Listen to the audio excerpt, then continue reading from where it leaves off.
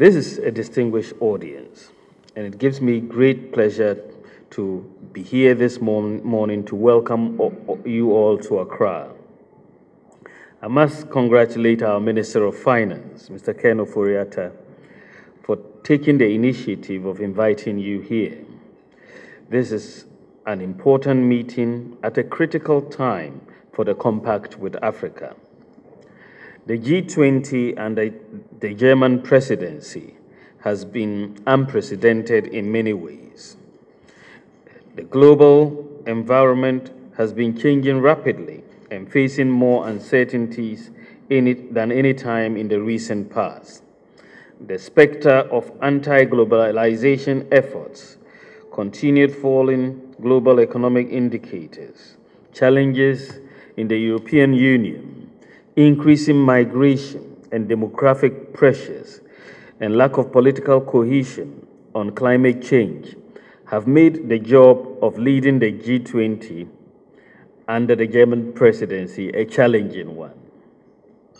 But leadership matters. During these storms, there have been a steadfast focus on Africa. In fact, if I might say, it has been one of the few areas of strong agreement and progress for the G20. The G20 Africa Partnership, and in particular the Compact with Africa, stand both as a testament to Germany's leadership and as a special opportunity for Africa. The Compact with Africa is just that, a compact. We, African governments, have made commitments. The World Bank, IMF, African Development Bank, represented here today, have made commitments. And the G20 nations have made commitments. It is our responsibility and duty to live up to our commitments. This meeting, the first time that finance ministers from the Compact countries are meeting to explore what role the Compact with Africa can play in African economic transformation, is a wonderful start. Let us be reminded that the 7 Compact countries are Côte d'Ivoire, Ghana, Ethiopia, Morocco, Rwanda, Senegal, and Tunisia.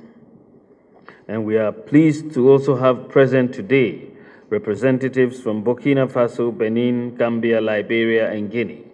A warm welcome to you all, our brothers and sisters.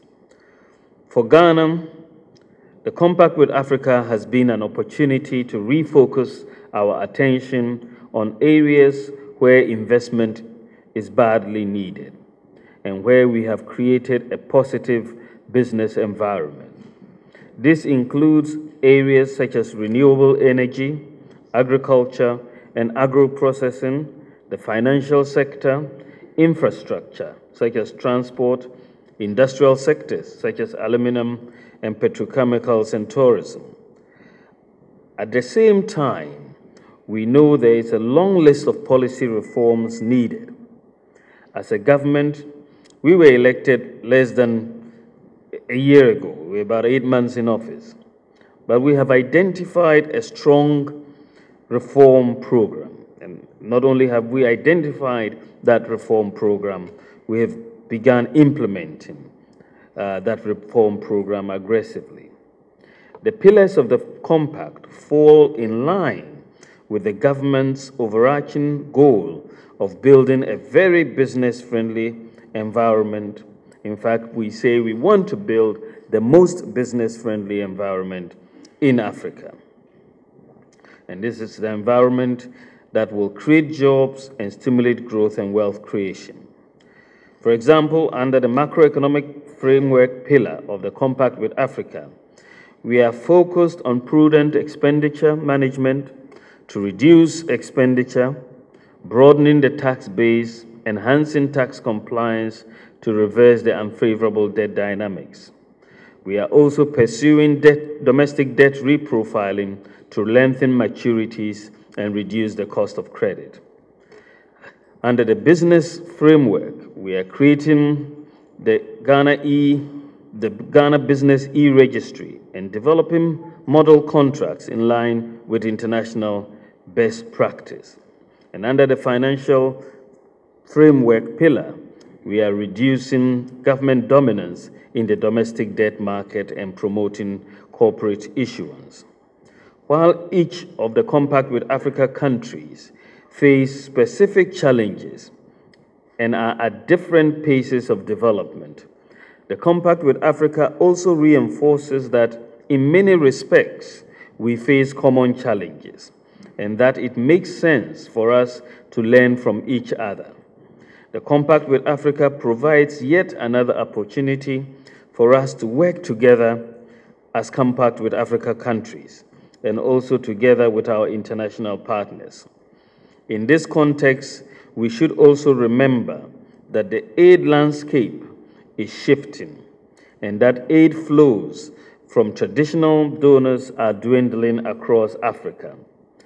This surely means that we must begin to contemplate a future beyond aid and also a future with enhanced productive capacity with a robust private sector and one where our infrastructure gaps are met.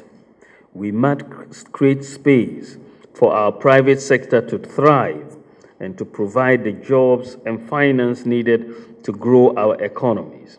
And we must create the environment to mobilize domestic financing.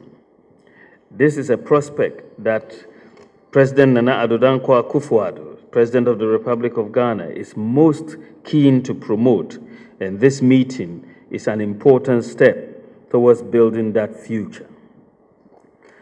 We appreciate that to encourage the type of private investment that is needed, we must promote an environment of transparency, reduce tax burden, formalizing the informal economy, financial inclusion, amongst others.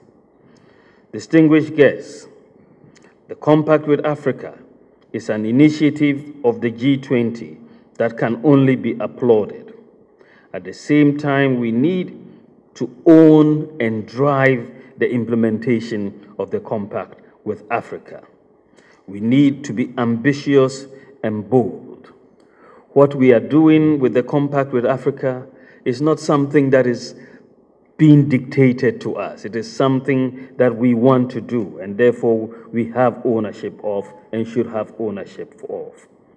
For our government, there is a sense of urgency for economic transformation in order to meet the needs of citizens in a rapidly changing world. Let us use the Compact to harness our transformational opportunities.